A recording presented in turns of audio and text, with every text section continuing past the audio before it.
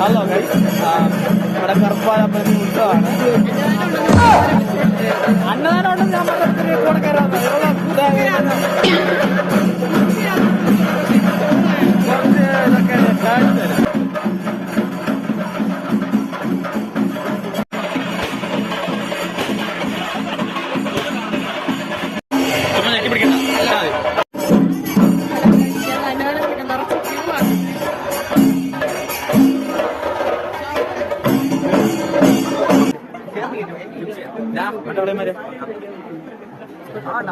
ഞങ്ങളെല്ലാം ക്യൂ നിൽക്കുകയാണ്.